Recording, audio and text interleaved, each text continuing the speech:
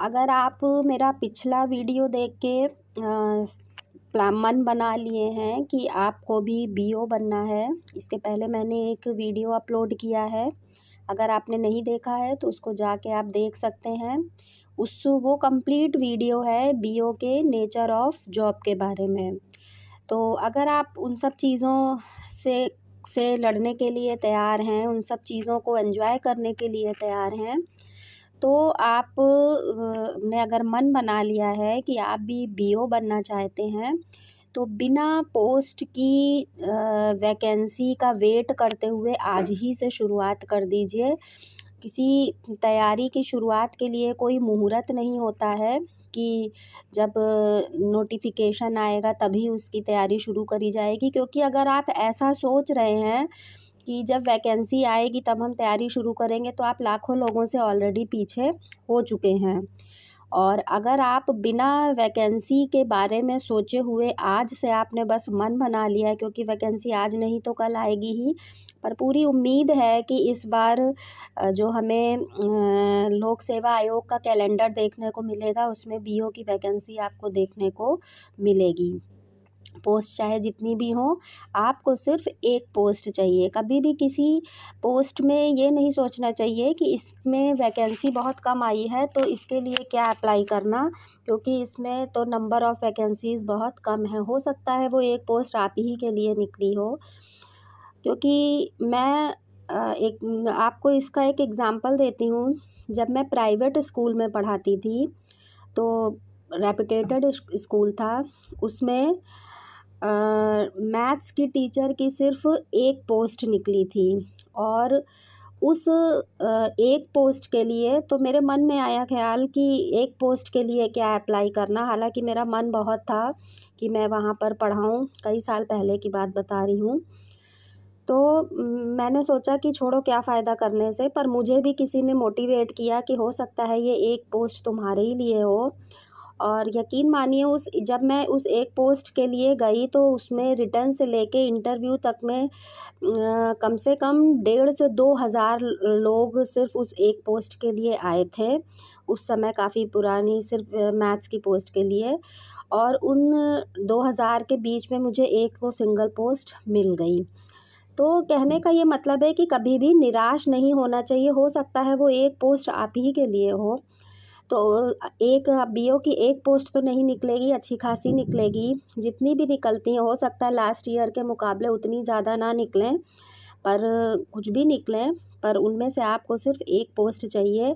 और अगर उस एक पोस्ट के लिए आप आज से लग जाएंगे तो यकीन मानिए आप लाखों लोगों से ऑलरेडी आगे कंपटीशन बीट कर चुके होंगे। जिस दिन आपने ये मन बना लिया कि मैं आज ही तन मन से पूरा किसी भी एग्ज़ाम के लिए डिवोट हो जाऊंगा या हो जाऊंगी, तो समझ लीजिए आपने कई लोगों को तो ऑलरेडी मेंटली पीछे छोड़ दिया है। क्योंकि ये जनरल टेंडेंसी होती है। मैं एक बार ई रिक्शे में जा रही थी और मेरे सामने एक कपल बैठा हुआ था। बहुत कम उम्र के थे वो लोग, ऐसे ही 21 से 25 के बीच में रहे होंगे। वो आपस में डिस्कशन कर रहे थे कि पीसीएस का एग्ज़ाम आ रहा है, तो चलो भर देते हैं दोनों लोग। और बड़ी बड़ी बातें कर रहे थे कि फिर हम लोग ये बन जाएंगे। तो मैं मन ही मन मुस्कुरा भी रही थी कि कितना लाइटली ले रहे हैं ये लोग एग्ज़ाम को। तो ऐसे बहुत से लोग होते हैं जो सिर्फ एग्ज़ाम भरते हैं, है ना। तो उनसे डरने की ज़रूरत नहीं होती है। जो मेन मुकाबला होता है वो किसी भी एग्ज़ाम में 15 से 20,000 लोगों के बीच में होता है। जो वो 20,000 होते हैं जो ना किसी पोस्ट का वेट करते हैं, ना किसी नोटिफिकेशन का वेट करते हैं, ना किसी वैकेंसी के नंबर ऑफ पोस्ट का देखते हैं। उनका सिर्फ एक टारगेट होता है कि मुझे अपनी तैयारी पूरी रखनी है। कभी भी वैकेंसी आ जाए, कितनी भी वैकेंसी आए, उससे उनको कोई फ़र्क नहीं पड़ता है। तो उन्हीं 15-20 हज़ार लोगों में मेन कंपटीशन होता है, जिसमें आपको अपनी एक जगह बनानी होती है। तो अगर आप उन 15-20 हज़ार लोगों में से अपने आप को समझते हैं, क्योंकि मैंने जब बीओ का एग्ज़ाम भरा था तो 6 लाख लोगों ने फॉर्म भरे थे। फिर उन 6 लाख में से जब एग्ज़ाम देने की बारी आई तो घट के बिल्कुल 50% पे आ गए, क्योंकि कोरोना टाइम चल रहा था। बहुत से लोग कोरोना से डर गए, बहुत से लोग अपने मतलब कई सारी परिस्थितियाँ, तो समझ लीजिए 50% लोग तो ऐसे ही बाहर हो गए बिना लड़े मैदान में। उसके बाद फिर जो कंपटीशन था, फिर 3 लाख लोगों में से लगभग 3000 लोग मेंस के लिए क्वालिफ़ाई हुए और मेंस कर देने के लिए क्वालिफ़ाई हुए। फिर उन 3,500 लोगों में से 303 लोग फाइनली सेलेक्ट हुए थे। तो अगर ये सोचिए कि क्या उन 6 लाख में हम अपनी जगह, तो इतना बड़ा सोचने की ज़रूरत नहीं है। आप बस सोचिए कि आपको उन 15-20 हज़ार लोगों से आपका मुकाबला होना है। अगर आप आज से लगना शुरू कर रहे हैं, अगर आप आज को बिना वेस्ट करे सोचते हैं, अगर आपके मन में सच में एक चिंगारी है कुछ भी, किसी भी, मैं सिर्फ बीओ की बात नहीं कर रही हूँ, किसी भी एग्ज़ाम के लिए, तो बिल्कुल ये मेरी बात गांठ बांध लीजिए कि आप बिना वैकेंसी का वेट करें उसके लिए प्रिपरेशन करिए, अपनी चिंगारी अपने मन में जगाए रखिए। बिना और बहुत सारा हल्ला करने की ज़रूरत नहीं होती है, क्योंकि जब मैं सेलेक्ट हुई थी तो किसी को ये तक नहीं पता था कि मैं प्रिपरेशन भी कर रही हूँ। बहुत लोग शॉक्ड हो गए थे कि हमको तो आपकी तैयारी के बारे में पता ही नहीं था। तो ऐसे ही तैयारी इतने खामोशी से करिए कि सफलता शोर मचा दे। तो और मैं अपने अगले वीडियोज़ में आपको गाइड करूँगी। मैं ये वाला वीडियो मैंने इसीलिए बनाया कि आप बिना वैकेंसी, कुछ लोग अभी वीडियो देख के बस सिर्फ वैकेंसी के बारे में जानना चाहते हैं। तो क्या आपको लगता है कि वैकेंसी आएगी, वैकेंसी आने में, एग्ज़ाम होने में मुश्किल से 2-3 महीने में सब कुछ हो जाता है? तो क्या ये पॉसिबल है कि बिना प्रीवियस प्रिपरेशन के आप क्वालिफ़ाई कर जाएँगे? इतना टफ़ कॉम्पिटिशन होता है, जिन भी लोगों में आपका कॉम्पिटिशन होगा वो सब कितना प्रिपेयर होके आए होंगे। तो आपको अभी से अपने आप को उस चीज़ के लिए तैयार करना होगा। अपना बेस मजबूत करिए, अपने रूटीन में से पढ़ाई के लिए रूटीन निकालिए, बाकी सब चीज़ें आपके लिए साइड हैं।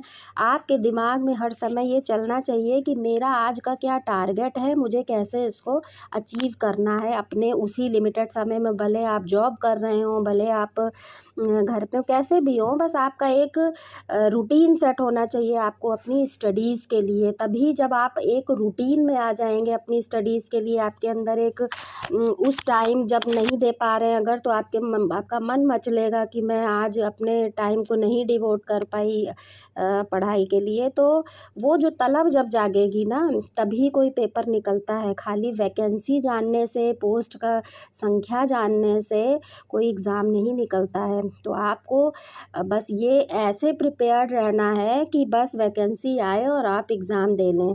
तो इन सब चीज़ों के लिए मैं अपने अगले वीडियोज़ में भी बताऊँगी कि क्या करें कि जो आप हर समय प्रिपेयर रहें। बहुत ज़्यादा पढ़ने, बहुत ज़्यादा अपने आप को बिल्कुल ऐसा नहीं कर लेना है कि किसी और चीज़ के लिए आपके पास समय ना रहे।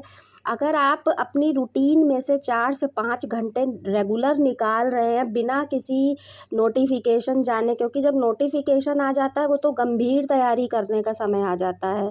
उस समय तो आपको बिल्कुल युद्ध स्तर पे तैयारी करनी होती कि 12 से 13 घंटे कम से कम आपको अपनी स्टडीज़ को देने होंगे जब नोटिफिकेशन आएगा। पर जब तक नोटिफिकेशन नहीं आ रहा है, आपके पास गोल्डन चांस है, क्योंकि आपके ऊपर कोई प्रेशर नहीं है। और बिना प्रेशर के जब आप पढ़ाई करते रहेंगे, रेगुलर आपकी पढ़ाई आपकी हैबिट बन जाएगी, तब देखिए आप अपने आप कहाँ से, कितने लोगों से आप ऑलरेडी आगे होंगे। आपको थोड़ा-सा करंट देखते रहना, एक नज़र करंट पे बनाएँ। कोई भी बहुत ज़्यादा इधर-उधर भागने की ज़रूरत नहीं होती है।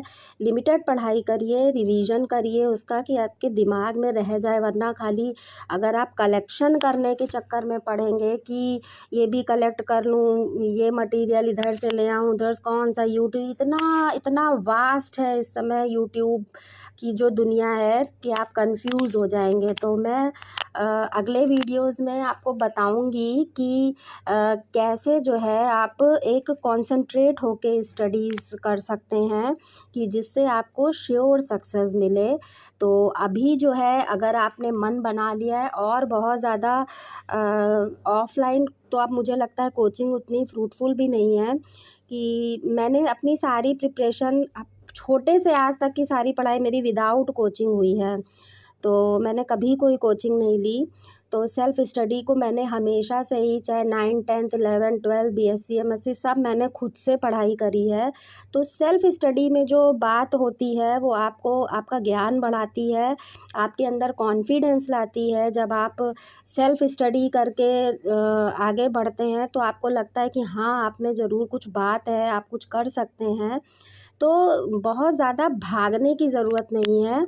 अपने दिमाग को शांत रखिए और अपनी कंसंट्रेशन बनाए रखिए।